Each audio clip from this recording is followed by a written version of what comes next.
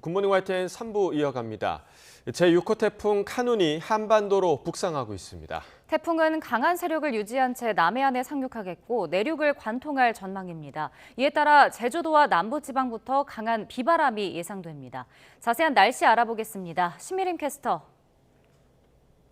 네, 기상센터입니다. 네, 현재 태풍 위치는 어디쯤인가요? 네, 태풍은 현재 일본 가고시마 남서쪽 약 140km 부근 해상에서 북서진하고 있습니다. 내일 오전 남해안에 상륙한 뒤 내륙을 관통할 전망인데요. 이에 따라서 남해 먼바다에는 이미 태풍특보가 발효 중이고요. 차츰 전국으로 태풍특보가 확대하겠습니다. 내일까지 강원 영동 많은 곳에는 600mm 이상, 영남에도 400mm 이상, 호남과 제주 산간에도 300mm가 넘는 물폭탄이 쏟아지겠고요. 서울 등 내륙에도 최고 200mm의 많은 비가 내리겠습니다. 또 전남 남해안과 영남 해안에는 초속 40m 안팎, 그 밖에 다른 지역에도 매우 강한 바람이 불겠습니다. 특히 해안가에는 폭풍 해일도 우려되고 있는 만큼 피해 없도록 대비를 하셔야겠습니다. 중부지방은 금요일 오전까지 비가 길게 이어지겠고요. 비가 내리는 동안에는 더위가 잠시 주춤하겠습니다. 지금까지 날씨 정보였습니다. 태풍 카눈이 지나가고 있는 일본에서는 수십만 명의 주민이 안전을 위해 대피하고 열차가 멈췄습니다. 이르면 이번 주말에 7호 태풍이 직접 관통할 우려까지 커지고 있습니다. 조용성 기자가 보도합니다. 6호 태풍 카눈은 일본 가고시마현 야쿠시마섬 앞바다에서 북서쪽으로 이동하고 있습니다. 이번 태풍은 많은 비를 몰고 오는 게 특징입니다. 오늘 오전까지 규슈 남부 지역에 최대 400mm가 내릴 것으로 예상됩니다. 일본 기상청은 서일본과 태평양 방면의 총 강수량이 평균적인 8월 강수량을 뛰어넘을 가능성이 있다고 내다보고 있습니다. 최대 순간 풍속은 초속 40m 안팎의 강한 바람이 관측되는데 이동 속도까지 느려서 산사태와 침수 피해 걱정을 키우고 있습니다. 태풍은 흰남노에 비교해서 70% 정도의 강도를 가지고 있습니다. 그렇다고 하더라도 약하다고 생각해서는 절대로 안 되고요. 이 같은 우려에 22만 세대, 40만 명이 넘는 주민들에게 대피령이 내려졌습니다. 구마모토와 가고시마를 잇는 신칸센 운행은 중단됐고 항공기 160여 편이 결항됐습니다. 태풍은 일본 서남부 규슈에 접근한 뒤 내일 오전쯤 우리나라 남해안에 상륙할 것으로 전망됩니다. 우리나라를 향해 태풍 카눈이 빠져나온 뒤에도 이르면 이번 주말쯤 새로 발달한 7호 태풍 란이 일본을 관통하기 시작해 피해를 줄 수 있다는 관측도 제기되고 있습니다. YTN 조용성입니다. 태풍 카눈이 우리나라를 관통한 뒤 북한으로 이동할 것으로 예측되면서 북한도 바짝 긴장하는 모습입니다. 식량난에 계속 허덕이는 가운데 태풍으로 농업 사정이 더 악화하지 않도록 대책 마련에 안간힘을 쓰고 있습니다. 보도에 조수연 기자입니다. 북한 김덕훈 내각 총리가 황해도와 평안남도 농장 곳곳을 찾았습니다. 농사 작황을 점검하고 태풍 카눈에 대한 피해를 최소화하기 위한 대책을 주문했습니다. 북한 매체도 자연의 광란으로부터 인민의 생명 안전을 지키자고 각급 조직에 촉구했습니다. 특히 함경도와 강원도에 많은 비가 예상된다며 주의를 당부했습니다. 이 지역의 농업부문과 건설부문, 전력공업부문을 비롯한 인민경제 여러 부문에서는 폭우와 많은 비에 의한 피해가 없도록 철저한 대책을 세워야 할 것입니다. 북한은 연일 농작물 보호를 강조하고 있는데 만성적인 식량난과 직결된 것으로 보입니다. 해마다 수해로 식량 생산에 차질을 빚고 있는데 이번에 또 수확량이 감소할 경우 더 큰 위기에 놓일 수 있기 때문입니다. 자연재해가 발생을 했을 때 복구하는데 우리보다 훨씬 더 많은 시간이 걸리기 때문에 장비 부족이라든가 그런 것들 때문에 예방에 많은 노력을 기울이고 있다고 볼 수 있겠고요. 앞서 2020년 8월 태풍 바비 당시에는 김정은 국무위원장이 당 정치국 회의를 열어 피해 방지 대책을 논의하고 직접 현장 시찰에 나섰고 2019년 9월 태풍 링링 때도 김 위원장이 비상대책회의를 소집하고 북한은 재난 특집 방송을 하기도 하는 등 촉각을 곤두세우며 철저한 대비를 강조해왔습니다. YTN 조수연입니다. 태풍 카눈의 북상 소식에 누구보다 긴장할 수밖에 없는 건 지난달 극한 호우로 큰 피해를 본 지역의 주민들입니다. 최악의 피해가 났던 경북 예천에서는 응급 복구가 진행 중인 상황에 전해진 태풍 소식에 그야말로 비상이 걸렸습니다. 김근우 기자가 현장에 다녀왔습니다. 굴착기가 감나무밭 주위로 두껍게 쌓인 검은 흙을 파내 배수로를 만듭니다. 잔해와 토사를 치우고 또 치우며 물이 고이지 않고 흘러가도록 물기를 냅니다. 극한 호우로 최악의 피해를 본 지 한 달도 지나지 않아 다가온 태풍 카눈. 경북 예천을 비롯한 피해 지역 곳곳은 추가 피해 방지에 안간힘을 쏟고 있습니다. 물이 잘 빠져야 2차 사고가 없고 태풍이 온다 그길래 배수로를 정비하고 사토를 지금 실어내는 상황이 있습니다. 쉴 새 없는 복구 작업에도 산사태가 남긴 상처는 좀처럼 사라지지 않습니다. 경상북도가 집계한 예천군의 집중호우 피해액은 무려 982억 원. 완전히 복구하려면 대규모 공사가 필요한데 지금은 예산도 시간도 부족합니다. 산사태로 무너진 산들도 대부분 이렇게 모래주머니나 천막으로 임시 보강만 해둔 상태입니다. 이런 상황에 들려온 태풍 소식은 그야말로 청천벽력입니다. 주민들은 혹시나 또 피해가 생길까 걱정이 태산입니다. 앞전에 비가 많이 와서 아직까지 복구가 덜 된 상태에서 또 비가 온 뒤 한다 하니 심적으로 굉장히 괴롭고 힘이 듭니다. 그리고 동네 주민들이 거의 다가 고령층인 노인들 뿐이라서 확실한 대비가 어려운 상황에서 남은 선택지는 대피뿐입니다. 예천과 경북 북부 곳곳에는 태풍에 대비한 임시 대피소가 마련됐습니다. 만약에 집중호우가 내리면 그 전에 이제 미리 주민들 대피시키는 거 위주로 지금 계획하고 있지, 자연재난이라서 인력으로 우리가 사전에 무조건 막을 수 있다고는 사실 장담은 못하죠. 극한호우로 삶의 터전을 송두리째 잃고 고작 한 달 만에 다시 태풍을 마주한 주민들. 이번만큼은 누구도 다치지 않고 무사히 지나가기만 바라고 있습니다. YTN 김근우입니다. 태풍 카눈이 북상하는 가운데 지난달 집중호우로 발생한 수해 복구와 피해 지원 방안을 마련하기 위해 국민의힘과 더불어민주당이 꾸린 여야 태스크포스가 세 번째 회의를 엽니다. 여야 수해복구 TF는 오늘 오전 국회에서 관련 상임위 간사 등이 참여하는 회의를 열고 수해복구와 지원을 위한 법안 처리 방향을 논의합니다. 앞서 여야는 지난 2차 회의에서 8월 임시국회 때 수해 예방과 복구 법안들을 최대한 통과시키기로 의견을 모았는데 태풍 카눈의 북상을 앞두고 태풍 대비책도 논의할지 주목됩니다. 행정안전부는 어제 오후 6시부로 폭염 위기 경보를 심각에서 경계로 하향하고 중앙재난안전대책본부 비상근무 1단계도 해제했습니다. 행안부는 지난달 1일 폭염 위기 경보 경계 단계를 발령한 데 이어 지난 1일에는 중대본 1단계를 가동하고 위기 경보도 가장 높은 심각 단계로 상향해 대비해 왔습니다.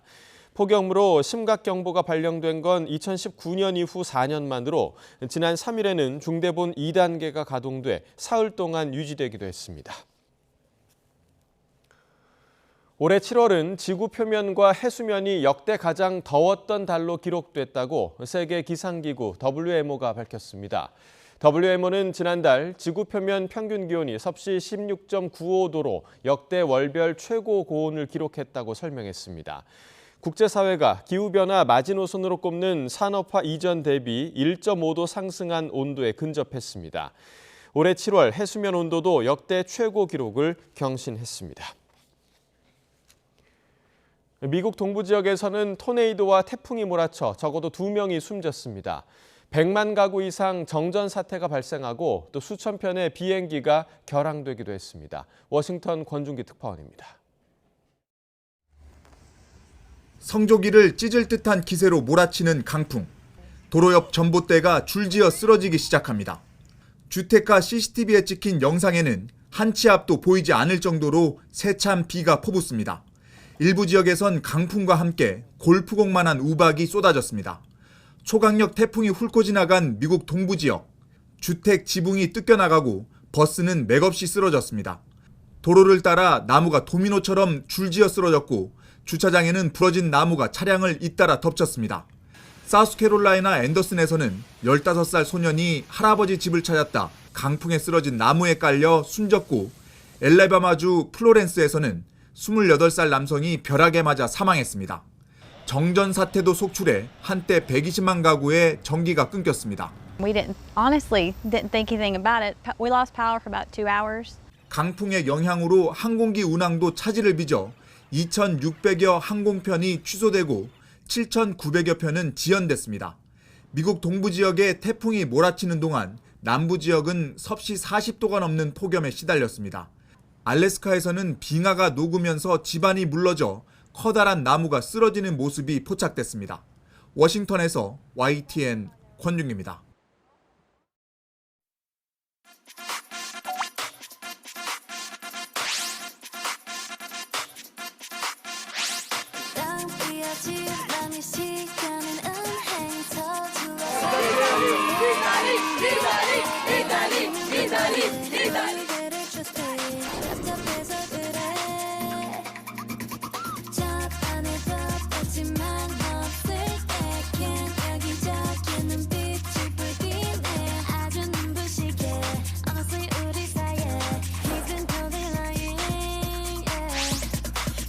파티에 나오만 못한 그날까지 네가 이상했던 그날 지원이가 친이라 약진 그날 그는 언제가 나가 없이 그날 나만 멋있는 옷을 입고 그날 Head him say we can go wherever you like baby. 태풍 카눈의 북상에 따라 새만금 야영지에서 조기 철수한 3만여 명의 잼버리 대원들이 수도권을 비롯한 전국 8개 시도로 뿔뿔이 흩어졌습니다. 하지만 당일 아침까지도 대원들의 행선지가 제대로 정해지지 않아 현장에선 혼란이 빚어졌습니다. 박정현 기자가 현장을 다녀왔습니다. 서울 서대문구 명지대학교 앞에 관광버스가 멈춰섭니다. 스카우트 단복에 밀짚 모자까지 쓰고 몸집만한 가방을 들고 내리는 무리. 전북 새만금 잼버리 야영지에서 올라온 스위스 스카우트 대원들입니다. 태풍 카눈의 한반도 관통 예보에 이어 조기 철수가 결정되자 대원들은 하루아침에 야영지를 떠나야 하는 신세가 됐습니다. 수도권 등의 묵을 곳을 찾아 방학 동안 비어있는 대학 기숙사까지 옮겨온 겁니다. 서울의 대형교회도 자체 수련회 일정을 조정해 수천 명을 수용할 수 있는 시설을 제공하고 스페인과 프랑스 대원 수백 명을 받았습니다. 소불고기하고 해물 동그란전 청년들이 좋아하는 메뉴를 해서 최대한 잘 해주려고 지금 다 준비하고 있습니다. 9시 전에 연락받아서 프랑스 360명 출발한다는 동시에 준비하고 있고, 대학과 기업, 종교계까지 너도 나도 내민 손길에 대원 3만 7천여 명이 머물 곳은 하루 만에 간신히 마련됐습니다. 하지만 정부가 잼버리 참가자들을 수용할 숙소도 확정하지 않은 상태에서 철수부터 발표하면서 현장에선 혼란이 불가피했습니다. 몇 명이 오겠다 이게 아니고 서울시하고 이런 데서 요청이 들어와서 우리가 알겠다 해주겠다 이렇게 한 상태인데 아직 몇 명이 온다 이게 없어요. 제대로 된 인솔자 한 명도 없이 달랑 참가자들만 버스에 태워보내며 엉뚱한 곳에 내렸다가 다시 짐을 싸고 이동하는 진풍경까지 벌어졌습니다. 앞서 주최 측은 애초 태풍이 예보될 경우 인근 지역 9호소 300여 곳에 참가자들을 대피시킨다는 매뉴얼이 마련돼 있다고 밝혔을 뿐 수도권 비상대피 계획은 전혀 없었습니다. 이에 대해 정부는 9호소는 영지로 돌아온다는 전제하에 마련된 일시 수용소라며 이번 태풍은 전국적인 재난으로 판단돼 수도권 이동을 결정했다고 해명했습니다. 열악한 환경에 폭염으로 온열 질환자가 속출하며 개막부터 탈만했던 잼버리. 전국이 태풍 영향권에 접어드는 가운데 남은 나흘 동안 대체 프로그램을 통해 부실 잼버리 비판을 만회할 수 있을지 주목됩니다. YTN 박정현입니다. 국민의힘이 새만금 잼버리 대회 부실 준비 논란과 관련해 1,000억 원대 예산 집행 전반에 대한 철저한 진상규명이 필요하다고 거듭 강조했습니다. 강민국 수석 대변인은 어제 논평을 통해 잼버리 성공을 위해 막대한 예산이 투입됐고 간접 사업비만 해도 무려 10조 원이 넘는 것으로 나타났다며 이같이 밝혔습니다. 이어 대회가 성공적으로 마무리된 뒤 예산 운용과 대회 준비에 방만한 점은 없었는지 규명하고 잘못에는 엄중한 책임을 물어야 한다고 덧붙였습니다. 한덕수 국무총리가 폭염 대비 부족과 운영 미숙 등으로 비판받은 새만금 세계 잼버리 대회와 관련해 원인 여하를 밝히는 문제는 잼버리가 잘 끝나고 하는 게 옳다고 생각한다고 말했습니다. 한 총리는 어제 출입기자단 간담회에서 대회 운영이 제대로 안 된 원인이 뭐라고 보느냐는 물음에 앞으로 어떻게 하면 더 잘할 수 있는지 검토해야 한다며 이같이 답했습니다. 더불어민주당 이재명 대표를 살해하지 않으면 폭발물을 터뜨리겠다는 협박 이메일이 발송돼 경찰이 수사에 나섰습니다. 밤사이 폭발물 탐지 작업을 벌인 경찰은 이메일이 발송된 인터넷 주소 IP를 추적하고 있습니다. 이종원 기자입니다. 어젯밤 국회 도서관. 퇴근 시간을 훌쩍 넘겼지만 335 모인 직원들 옆으로 무장한 경찰들이 수색 작업을 벌입니다. 방마다 다 들어가시는 거예요? 네, 들어가고 있습니다. 점검부까지 전부 다. 거기까지 전부 다 탐지견이랑. 더불어민주당 이재명 대표를 상대로 살해와 폭발물 테러를 협박하는 이메일이 발송되면서 비상이 걸린 겁니다. 경찰은 만약을 대비해 이곳 국회 도서관부터 특공대 폭발물 처리반을 긴급 투입해 폭발물 탐지 작업을 벌였습니다. 다행히 위험물은 발견되지 않았지만 특공대 포함 경찰 30여 명과 탐지견 4마리가 5층짜리 건물 전체를 샅샅이 수색해야 했습니다. 일단 반 나눠가지고 이쪽 창고 다 끝났어? 예, 지하 1층 창고랑 전기실이랑 기계실이랑 다 봤습니다. 지하 1층 다 본 거야? 다 봤습니다. 문제의 이메일은 서울시 공무원 여러 명에게 발송됐는데 오늘 오후 3시 34분까지 이 대표를 살해하지 않으면 시한폭탄을 폭발시키겠다고 적었습니다. 폭탄의 설치 범위는 서울시내 도서관 반경 334m라고 적었지만 도서관을 특정하진 않았고 지하철에 폭탄을 설치했다고도 주장했습니다. 이메일은 일본의 한 법률사무소 계정으로 발송됐고 메시지 작성엔 한국어와 함께 영어와 일어가 동시에 사용됐습니다. 경찰은 서울시내 도서관 등에 대한 수색과 함께 이메일이 발송된 인터넷 주소 IP를 추적하고 있습니다. 최근 일본에선 변호사나 법률사무소 계정을 훔쳐 이메일을 보내는 수법에 피싱 범죄가 성행하는 것으로 알려졌는데 일단 경찰은 국회 경내에 대한 경비도 강화했습니다. 지금 저기 우리가 근무하고 있는 그 근무자 빼고는 뭐 저기 만약에 그 상황이 들어가지고 가해모임은 다 추가. 민주당은 이 대표가 어제 국회 방호처에 경내 경호를 받고 퇴근했지만 경찰의 국회 밖 경호는 사양했다고 밝혔습니다. 또 오늘 예정됐던 공개 일정도 그대로 진행한다고 강조했습니다. YTN 이종원입니다. 새마을금고 사모펀드 출자 과정에서 금품을 받은 의혹을 받는 박차훈 새마을금고 중앙회장이 구속을 면했습니다. 서울 동부지방법원은 특정경제범죄법상 금품 수수 등의 혐의를 받는 박 회장의 구속영장을 기각했습니다. 재판부는 범죄 사실이 상당 부분 소명됐고 방어권 보장이 필요하다며 이유를 설명했습니다. 박 회장은 3천억 원대 펀드 출자금을 유치해주는 대가로 자산운용업체에서 거액의 뒷돈을 받은 혐의를 받습니다. 250억 원대 횡령 배임 혐의를 받는 유병언 전 세모그룹 회장의 차남 유혁기 씨가 구속이 합당한지 다시 판단해달라고 법원에 요청했지만 받아들여지지 않았습니다. 인천지방법원은 어제 오후 유 씨의 구속적부심 신문을 진행한 뒤 기각 결정을 내렸습니다. 세월호 참사 관련 마지막 해외 도피자인 유 씨는 지난 4일 참사 9년 만에 미국에서 국내로 송환됐습니다. 광복절 특별사면 대상자를 가리는 사전심사가 오늘 진행됩니다. 법무부는 오늘 오전 정부 과천청사에서 사면심사위원회를 열고 광복절 특별사면과 복권 요청 대상자를 심사합니다. 심사에는 위원장인 한동훈 법무부 장관과 이노공 차관, 신자용 검찰국장, 김선화 대검찰청 공판 송무부장 등 당연직 위원 4명과 교수와 변호사 등 위촉직 위원 5명이 참여합니다. 사면심사위는 심사를 통해 특별사면과 복권 건의 대상자를 선정해 윤석열 대통령에게 보고할 예정이며 최종 사면은 국무회의 의결을 거쳐 확정됩니다.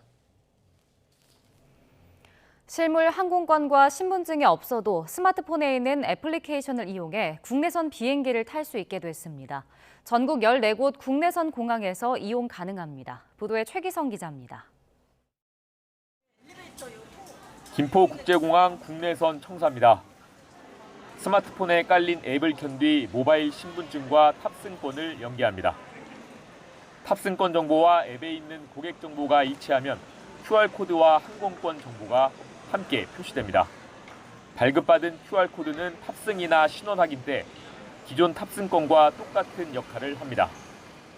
SK텔레콤, KT, LG유플러스 이동통신 3사와 한국공항공사는 김포와 김해, 제주 등 전국 국내선 14개 공항에 스마트 항공권 서비스를 도입했습니다.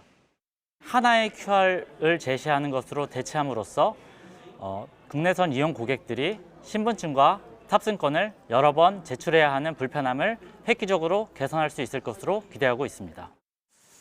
현재는 제주항공, 티웨이항공, 하이에어, 이스타항공 4개 항공사에서 이용 가능합니다. 향후에는 이제 전체 10개 항공사, 국내선 10개 항공사가 다 이 서비스에 이제 참여하기를 희망하고 있습니다. 서비스를 이용하려면 앱에 모바일 주민등록증이나 운전면허증 정보를 등록하고 이용 약관에 동의해야 합니다. YTN 최기성입니다. 지난달 YTN이 단독 보도한 기아 EV9 주행 중 동력 상실 현상과 관련해 국토교통부가 제작 결함이 발견돼 제작사인 기아에서 자발적 시정 조치 리콜한다고 밝혔습니다. EV9은 제어 장치 소프트웨어 설계 오류로 통신 불량이 발생할 때 전원 공급이 차단돼 주행 중 차량이 멈출 수 있는 결함이 드러났습니다. 자발적 시정 조치 대상은 지난 5월부터 지난달 사이 생산한 EV9 8,394대로 내일부터 리콜에 들어갑니다. 국토부는 리콜은 소프트웨어 업데이트 방식으로 이뤄진다면서 안전상 문제가 있는 것으로 파악됐다고 밝혔습니다.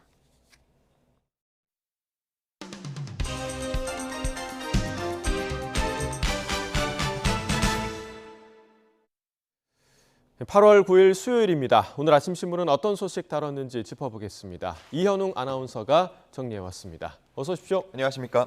네. 자, 오늘 첫 번째 기사부터 보겠습니다. 자, 새만금 잼버리에 대한 얘기를 안 할 수가 없습니다. 뭐 태풍 때문에 이제 다 철수를 하긴 했는데 마무리를 잘하자 이런 분위기가 이어지고 있는데 또 이제 K-팝 때문에 문제가 되고 있어요. 그렇습니다. 네. 뭐 일정을 변경하고 장소도 변경하고 그리고 장소를 번복하기까지 물론 예상하기 어려운 태풍의 진로 탓도 있다고는 하지만 바라보는 시선이 곱지만은 않습니다. 일정과 장소가 급하게 변경되면서 무대에 오를 아티스트 선정에도 어려움을 겪고 있는데요. 이 과정에서 이미 계획된 다른 축제 무대에 오를 예정이던 출연진을 빼가려 했다는 의혹도 제기되고 있습니다. 여기에 정치권에서 군 복무 중인 BTS 멤버들의 동원까지 언급되면서 팬들 사이에서는 주최 측의 미숙한 운영 책임을 K-팝 아티스트와 엔터사에게 돌리고 있다면서 국가적 폭력성을 보인다고까지 비판하고 있습니다. 네, 자 다음 면을 보면요, 또 축구 팬들의 분노에 대해서도 또 조명한 기사가 있습니다. 네. 자, 다음 화면 한 번씩 보시죠. 예. 뭐 걸핏하면 정치 난입해가지고 사진도 여러 개 걸려 있죠. 앞서 팝 콘서트 장소가 전주 월드컵 경기장으로 발표가 되면서 이곳을 홈구장으로 사용하는 전북현대의 일정이 변경된 바 있습니다. 뭐 이후에 최종 장소는 서울 상암 월드컵 경기장으로 정해졌지만 일정을 다시 되돌릴 수는 없는 상황입니다. 몇 달 전에도 엑스포 추진을 위해서 각종 행사가 열리면서 부산 아이파크가 경기장을 내준 적이 있는데요.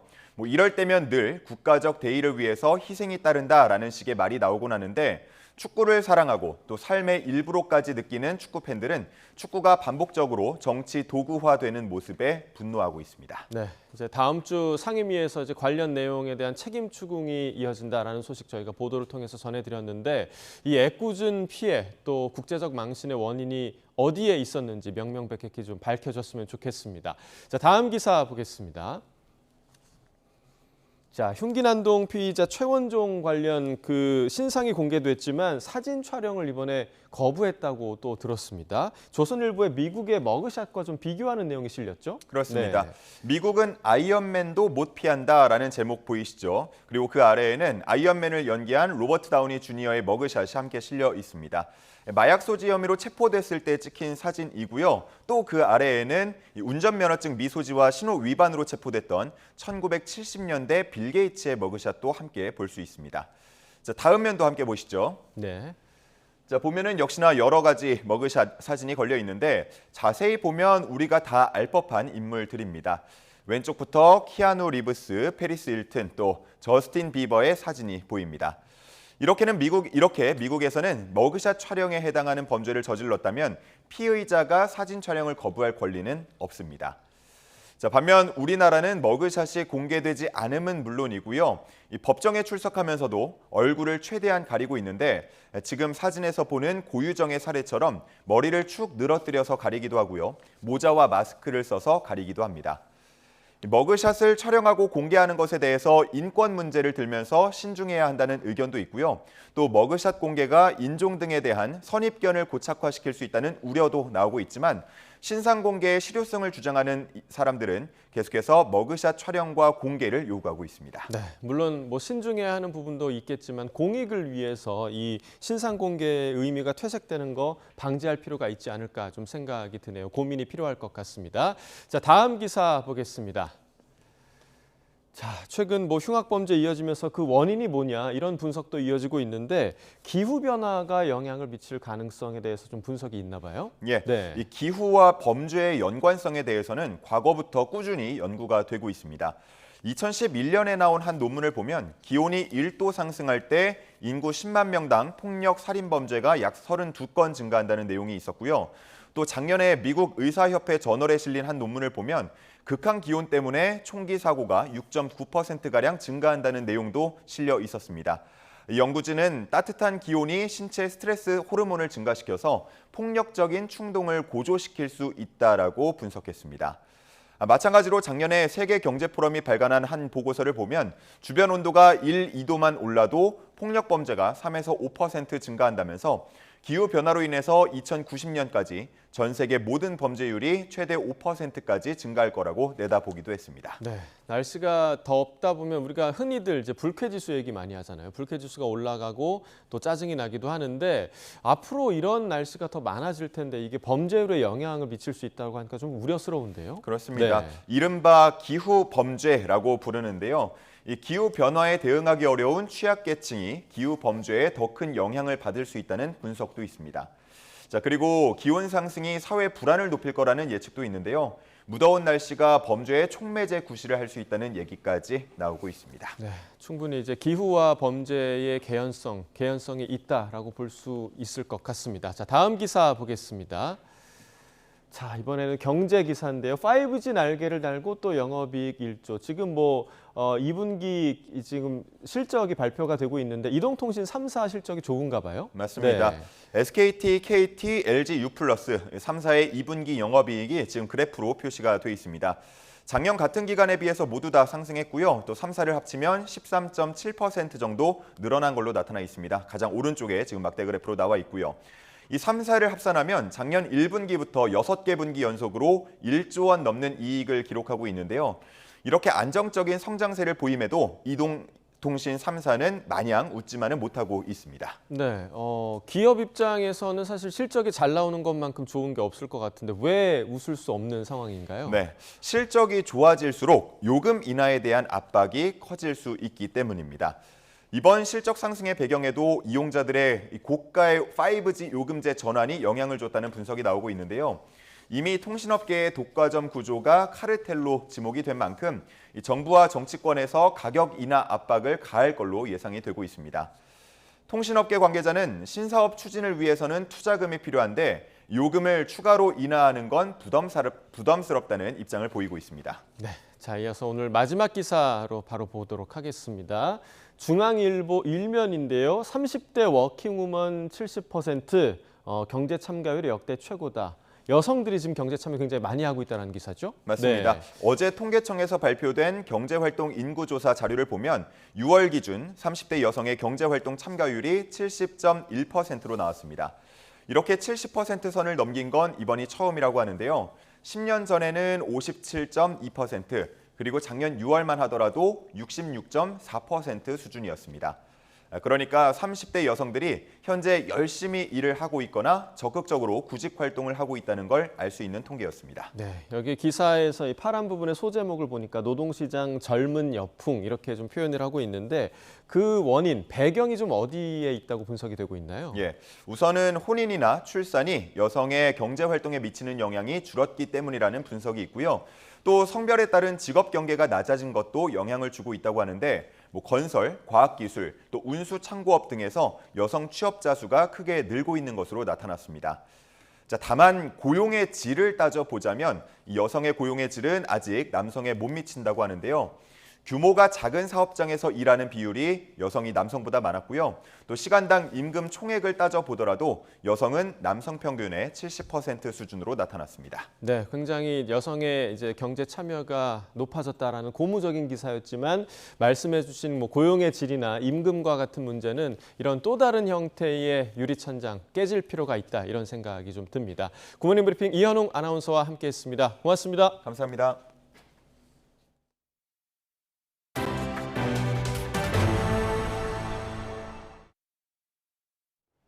서울 신림동과 경기 분당 서현역 흉기난동 사건을 계기로 나 자신을 지키는 행위가 어디까지 허용되는지, 즉 정당방위에 대한 관심이 커졌습니다. 하지만 실제 정당방위로 인정받는 것은 여간 어려운 일이 아닌데요. 정당방위의 조건과 관련 사례까지 윤태인 기자가 알려드립니다. 서울 신림동 흉기난동 사건 이후 호신술이나 호신용품과 더불어 관심이 폭증한 단어, 바로 정당방위입니다. 포털 사이트 검색량이 평소의 2배 수준으로 늘었습니다. 시민들이 위급한 상황에서 경찰 출동 전에 스스로 보호할 필요가 있다고 느끼는 것으로 풀이됩니다. 형법은 현재 부당한 침해를 받고 있을 때 자신이나 다른 사람을 지키기 위한 행동은 타당한 이유가 있다면 처벌하지 않는 것으로 정당방위를 규정합니다. 공격을 당했을 때 방어하는 행동이 불법에 해당해도 처벌하지 않는다는 겁니다. 대표적인 정당방위 사례는 지난 2015년 군인이 남의 집에 들어가 여성을 살해한 뒤 피해자의 예비신랑과 몸싸움을 벌이다 흉기를 빼앗기며 자신도 숨진 서울 공릉동 살인사건입니다. 당시 경찰은 살인범을 숨지게 한 행위를 두고 긴박한 상황에서 다른 방법을 택할 시간이 없었다며 정당방위로 결론 내렸고 검찰의 판단도 같았습니다. 하지만 이렇게 정당방위로 인정받는 건 쉬운 일이 아닙니다. 예고된 위험을 대비한다거나 누군가 나를 때린다고 상대방을 방어 목적 이상으로 폭행하면 정당방위로 인정되기 어렵습니다. 재작년 행인이 뒤에서 경적을 울린 차량 운전자와 시비가 붙어 폭행당하자 밀치며 저항한 것과 관련해 법원은 방어 행위를 넘어선 거라며 정당방위로 보지 않았습니다. 또 지난 1992년에는 수년 동안 계부에게 성폭행당한 여성이 계부를 살해한 뒤 자신을 지키기 위한 일이었다고 주장했지만 미래의 위험에 대비한 거라 정당방위가 아니라는 판결이 나오기도 했습니다. 이런 까다로운 조건 탓에 법조인들은 위급한 상황에서 나를 지키는 수준을 넘어 상대방이 공격을 멈췄는데도 반격을 이어가면 안 된다고 조언합니다. 하나만 머리에 넣어둔다면 방어다. 방어를 할 수 있는 데까지 하고 공격 의사가 있으면 안 된다. 이것만 기억하시면 현실적인 행동규범으로 작동할 수 있을 것 같아요. 다만 긴박한 순간에 정당방위냐 아니냐를 따지는 게 현실적으로 쉽지 않다는 점이 수사와 재판 과정에서 충분히 고려돼야 한다는 지적도 나옵니다. YTN 윤태인입니다. 어제 저녁 8시 20분쯤 서울 관악구 봉천동에 있는 2,000 가구가 넘는 아파트 단지에서 전기 공급이 끊겼습니다. 정전으로 6명이 엘리베이터에 갇혔다가 119 구조대에 구조됐고 주민들이 무더위에 불편을 겪었습니다. 어젯밤 9시 반쯤 경기 부천시 상동 일대 상가에 전기 공급이 끊겼습니다. 정전으로 음식점과 편의점의 냉동고 전원이 꺼지는 등 주변 상인들이 피해를 봤습니다.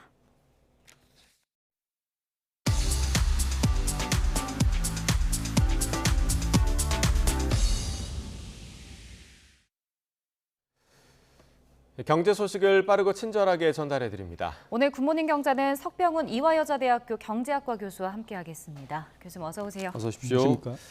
자, 지난 6월에 경상수지가요 58억 7천만 달러 흑자로 집계가 됐습니다. 일단 2달 연속 흑자는 맞는데 이게 좋은 흑자라고 좀 분석해봐도 되는 걸까요? 저는 그렇게 생각하지 않습니다. 이번에 경상수지가 흑자를 달성하게 된 이유는 두 가지가 있는데요. 첫 번째는 수출은 여전히 부진했음에도 불구하고 에너지 가격이 하락함으로써 전체적으로 수입의 하락폭이 수출의 하락폭보다 더 커서 경상수지에서 가장 큰 비중을 차지하는 상품수지의 흑자가 일어났던 것이 첫 번째 이유고요. 두 번째 이유는 국내의 대기업 해외 자회사가 국내로 송금하는 배당금이 크게 늘어나서 이것이 경상수지에서 기록되는 것이 본원소득수지라는 항목이 있습니다. 본원소득수지의 흑자가 크게 일어난 것, 이 두 가지 이유로 경상수지가 흑자를 달성을 했습니다.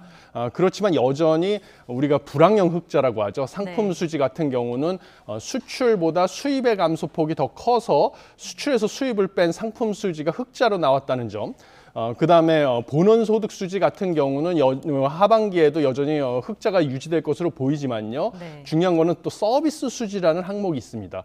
이 서비스 수지는 해외여행 수요가 폭증을 하면서 앞으로도 적자 폭이 확대될 것으로 예상이 되기 때문에 아직까지는 우리나라의 그 대외 요인이 개선됐다고 낙관하기는 이릅니다. 이번에 여러 결과로 봤을 때도요, 뭐 반도체라든지 석유 제품 수출액은 큰 폭으로 감소를 했고요. 오로지 승용차하고 조선업에서만 수출이 증가하는 효과를 얻었습니다. 그다음에 뭐 중국뿐만 아니라 다른 주요국에 대한 수출도 동남아시아 같은 주요국에 대한 수출도 감소를 했고요. 오로지 유럽연합에 대한 수출만 증가를 했기 때문에 아직까지는 우리나라 국내 경제 상황을 낙관하기는 어렵다 이렇게 보고 있습니다. 아직은 이제 개선된 결과로 보긴 좀 어렵다라고 얘기를 해주셨는데, 근데 보통 이제 한 달 끝나고 무역 수지가 이제 발표되고 그 다음에 또 경상 수지가 발표가 되는 거잖아요. 이게 근데 두 개가 어떤 차이가 있는 건가요? 좋은 질문이십니다. 무역 수지라는 것은 국가 간의 상품의 수출입 거래를 기록한 통계입니다. 그래서 상품을 수출해서 수입을 뺀 것이 무역 수지고요.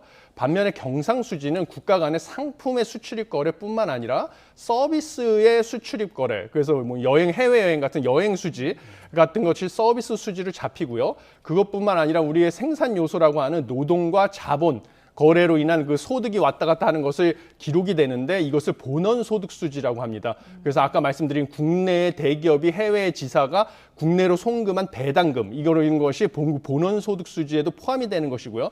마지막으로 국가 간에 대가 없이 금전을 주고받는 이전소득을 기록한 이전소득수지까지 포함한 좀 더 포괄적인 개념이 되겠습니다. 그래서 이것이 경상수지와 무역수지의 차이가 되겠습니다.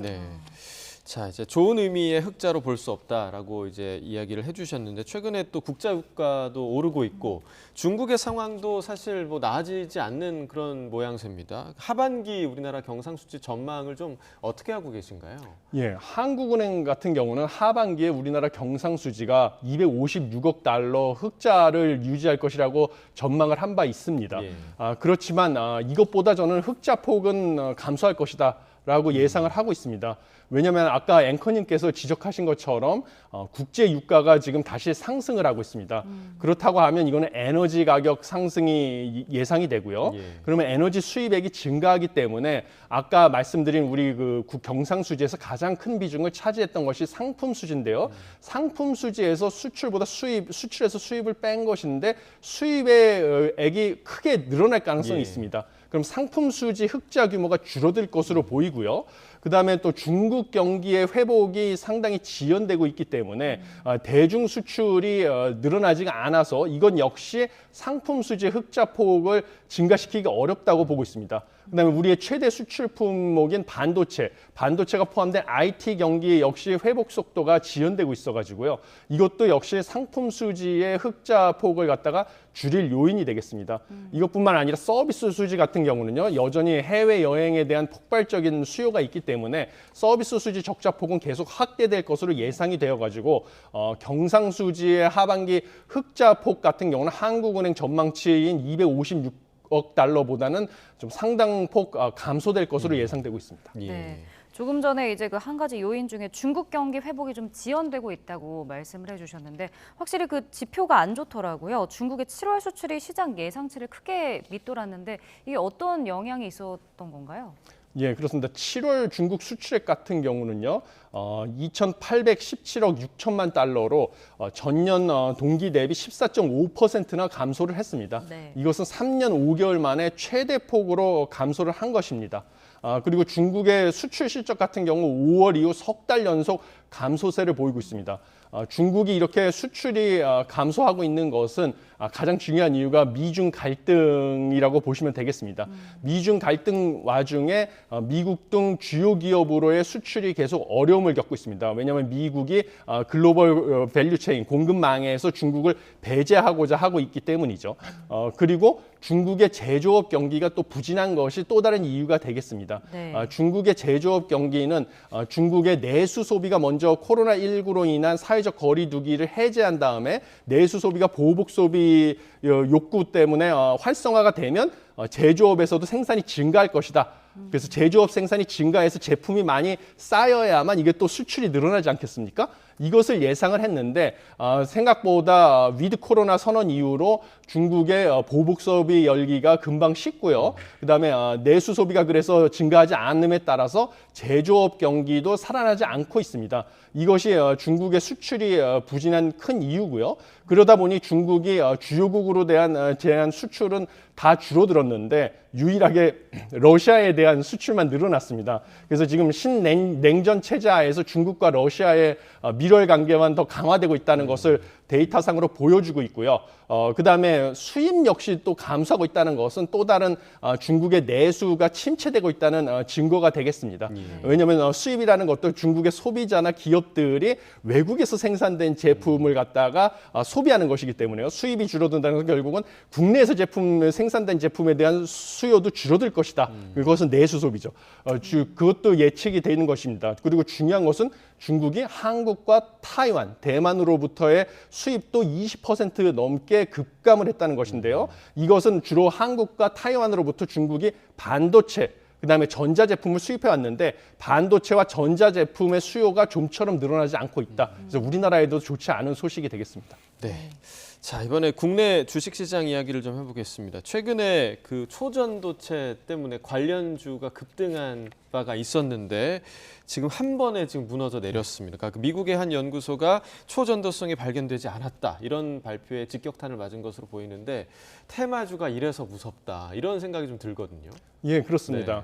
이 테마주 초전도체 관련해 가지고는요. 국내 한 민간 연구소가 상온에서 전기의 흐름의 저항이 0이 되는 물질, 이 초전도체죠. 초전도체를 개발했다고 주장을 하면서 워킹 페이퍼라고 합니다. 학계에서는. 그래서 소위 말하는 연구 결과가 공식적으로 인정받기 위해서는 익명 심사자 peer evaluation, 익명 심사자의 심사 결과를 통해서 검증을 받아야 되는데요.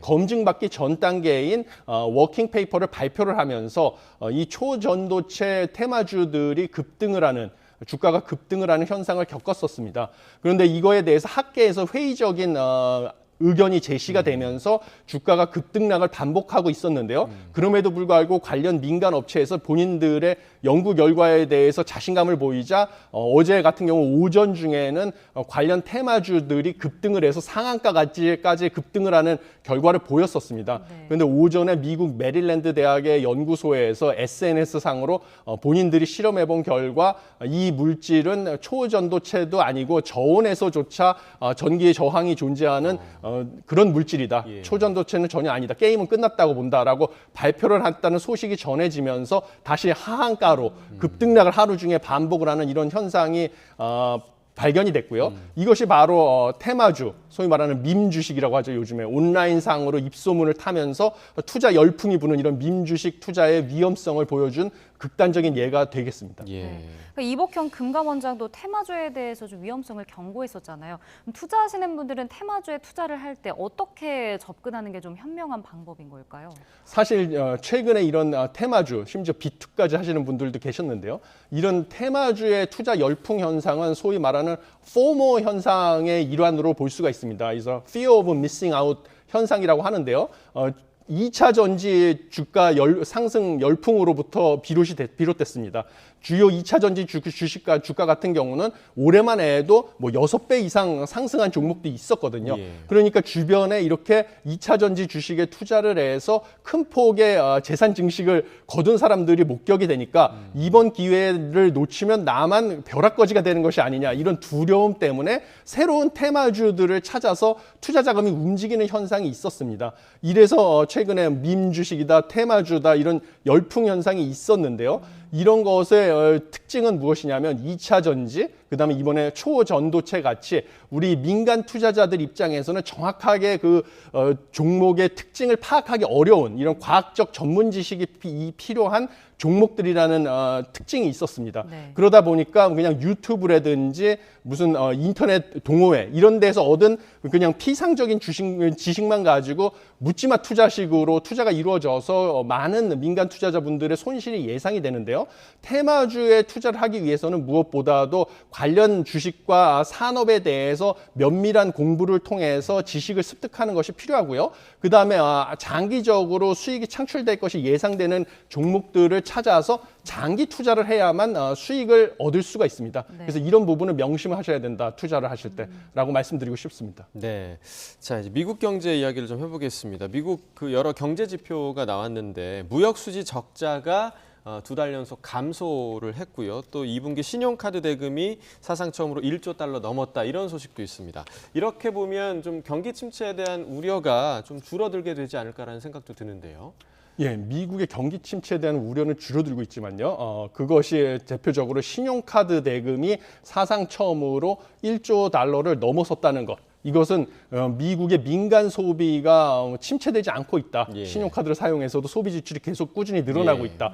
반면에 연체율은 약간 올라가긴 했지만요. 신용카드 대출에 대한 연체율은, 이 연체율 역시 코로나19 확산 이전 수준보다 크게 높은 수준은 아닙니다. 그래서 이것은 금리 인상에도 불구하고 소비자들이 재정적 고통을 받고 있지 않다라는 증거가 되고요. 민간 소비가 탄탄하기 때문에 미국 경제가 연착륙을 할 수 있다라는 것을 보여주는 지표가 되겠습니다. 그렇지만 미국의 무역 수지가 적자폭이 2달 연속으로 감소했다고 하는 것은 사실 뭐 한국하고 크게 다른 것은 아닙니다. 수출도 감소했고 그렇지만 수입의 감소폭이 더 크기 때문에 무역 수지라는 거 아까 말씀드렸듯이 상품의 수출에서 수입을 뺀 건데요. 무역 수지의 적자폭이 줄어든 것입니다. 근데 미국의 이런 무역 수지 적자폭이 줄어든 것은 가장 큰 이유 중에 하나는 대중국 무역 적자가 줄어드는 것이 또 하나입니다. 이것은 아까 말씀드린 것처럼 미중 갈등 와중에 미국이 중국을 글로벌 공급망에서 배제하고자 하다 보니까 중국으로부터의 수입을 줄였거든요. 그래서 대중국 무역 적자가 줄어든 요인, 이런 것이 가장 큰 요인 중에 하나고요. 그다음에 여전히 미국의 무역 적자가 감소하는 것 중에서는 수입이 줄어든 게 큰데, 수입이 줄어든 것은 급격한 금리 인상으로 기업의 투자가 줄어들고 그다음에 내수 소비도 약간 둔화됐기 때문에 그런 현상의 일환으로 보시면 되겠습니다. 네. 자, 끝으로 뉴욕 증시도 짧게 살펴보겠습니다. 오늘은 하락 마감을 했는데 이건 어떤 영향이 있었나요? 예, 가장 큰 영향은 신용평가에서 무디스에서 주요 은행들의 신용 등급을 강등하거나 강등할 것이라고 예고한 것이 원인이 되겠습니다. 그래서 무디스가 M&T뱅크 등 10개 중소은행에서 신용 등급을 강등했고요. 그다음에 US 뱅코프 등 6개 주요 은행은 강등을 검토하고 있다라고 발표를 했는데, 은행의 자산 부채 관리 위험에 직면하고 있다라는 그런 소식이 부각되면서 3대 지수가 다시 하락을 하는 결과를 얻게 되었습니다. 네, 알겠습니다. 굿모닝 경제 오늘 여기까지 듣겠습니다. 석병훈 교수와 경제 이야기 나눠봤습니다. 고맙습니다. 고맙습니다. 감사합니다.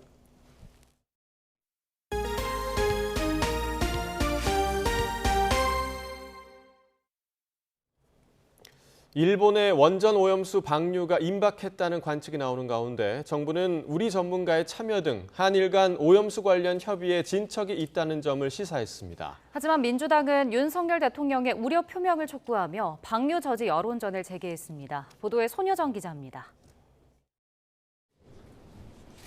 정부는 일본의 후쿠시마 원전 오염수 방류를 앞두고 화상으로 이뤄진 한일 실무자급 협의 결과에 대해 긍정적인 평가를 내렸습니다. 양측이 상당 수준의 공감대를 형성했던 겁니다. 양측은 지난 한일 정상회담에서 논의된 사항을 실현하기 위한 구체적 협력 방안에 대해 실무 차원에서 상당한 수준의 공감대를 형성했습니다. 지난달 한일 정상회담에서 윤석열 대통령이 기시다 총리에게 요구한 사항을 놓고 양국이 어느 정도 접점을 찾아가고 있다는 의미로 풀이됩니다. 당시 윤 대통령은 방류 점검 과정 한국 전문가 참여, 방류 모니터링 정보 실시간 공유, 그리고 방사성 물질 농도 기준치 초과 시 즉각 방류 중단 등을 요청했습니다. 다만 정부는 오는 18일 미국에서 열리는 한미일 정상회의에서 일본 측이 오염수 방류에 대한 지지 표명을 요구하고 있다는 일부 보도에는 선을 그었습니다. 공식적으로 전혀 들은 바가 없고 사실이 아닌 것으로 알고 있다고 강조했습니다. 국민의힘은 일본을 상대로 한 정부의 오염수 관련 협의에 힘을 실으며 방류가 국제 기준에 부합하는지 계속 확인하겠다고 강조했습니다. IAEA가 지속적으로 검증을 하고 있는 상황이고 그 검증 과정에 저희 전문가도 참여를 하고 있습니다. 기준에 맞는지 여부를 저희들은 지속적으로 확인하고. 하지만 민주당은 오염수 방류 반대 여론전을 본격적으로 재개하며 공세 수위를 바짝 끌어올렸습니다. 유엔 인권이사의 진정을 검토하는 동시에 윤석열 대통령을 향해 오는 18일 한미일 정상회의에서 방류에 대한 국민적 우려를 공식적으로 표명하라고 압박했습니다. 아동과 청소년을 대상으로는 간담회를 열어 미래 세대를 위해 오염수 방류를 반드시 저지하겠다고 목소리를 높였습니다. 장기적으로 미래 세대에 크게 피해를 끼칠 것이 분명한 핵오염수 배출 문제에 대해서 총력 단결해서 대책을 강구하고 저지할 때가 된 것 같습니다. 이르면 이번 달 말 일본이 원전 오염수를 방류할 것으로 예상되는 가운데 여야 모두 전면전을 예고하면서 양측의 공방이 다시 격해질 것으로 보입니다. YTN 손유정입니다. 미국 국방부가 북한과 러시아 간 무기 거래 가능성과 관련해 북한과 러시아 간 어떤 무기 거래도 유엔 안보리 결의 위반이라며 북한의 움직임을 주시하고 있다고 말했습니다. 사브리나 싱 국방부 부대변인은 브리핑에서 북한이 다른 나라에 무기를 판매하는 것에 대해 매우 우려하고 있다며 이같이 밝혔습니다. 싱 부대변인은 우리는 계속해서 무기 거래를 찾아내고 공개할 것이라며 북한과 거래하거나 거래할 계획이 있는 국가에 대해 그에 따른 대가를 치르도록 분명히 할 것이라고 경고했습니다. 미 국무부가 북한에 대한 제재의 충실한 이행을 국제사회에 거듭 촉구했습니다. 매슈 밀러 국무부 대변인은 브리핑에서 유엔 안보리 제재 결의를 반복적으로 위반하고 있는 북한에 대한 추가 제재 가능성을 묻자 우리는 기존 제재의 충실한 이행을 강제할 것이라고 말했습니다.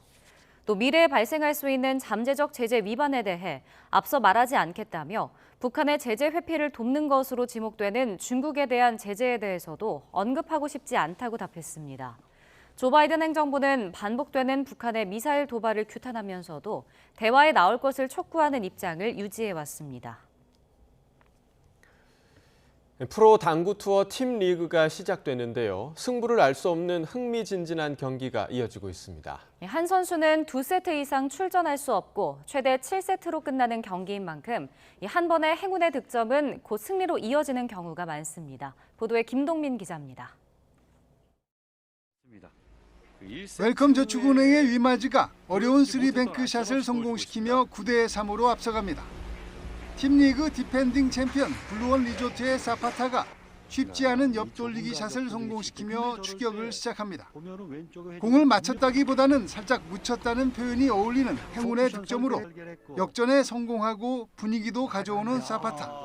시원한 비껴치기 횡단샷으로 결국 세트를 가져갑니다. SK 렌터카 응우의 매치 포인트 샷. 안 들어가기가 더 어려워 보였던 횡단샷이었지만 목적구 바로 앞에서 공이 절묘하게 멈춥니다. 위기를 넘긴 휴원스의 최성원. 3뱅크 샷을 성공시키며 짜릿한 역전승을 만들어냅니다. PBA 3사 투어 개인 결승에서 대결했던 팔라존과 체넷의 리턴 매치.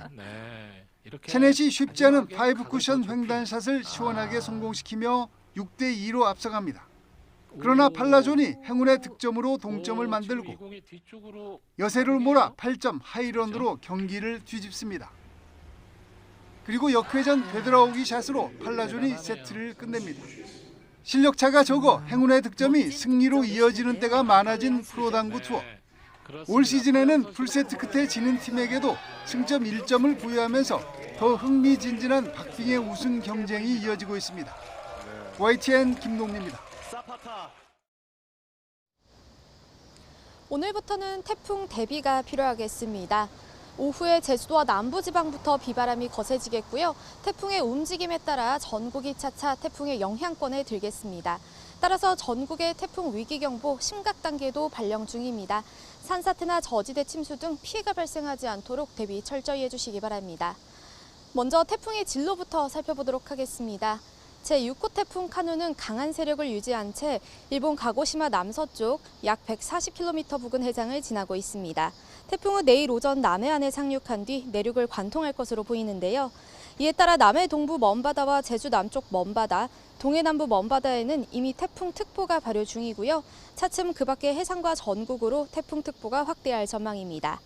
내일까지 영동 많은 곳에 최고 600mm 이상, 영남에 최고 400mm 이상, 호남과 제주 산간에도 300mm가 넘는 폭우가 쏟아지겠고요. 서울 등 내륙에도 최고 200mm의 많은 비가 내리겠습니다. 비와 함께 전남 남해안과 영남 해안에는 초속 40m 안팎의 돌풍이 몰아치겠고 그 밖에 다른 지역에도 초속 15에서 35m 안팎의 매우 강한 바람이 불겠습니다.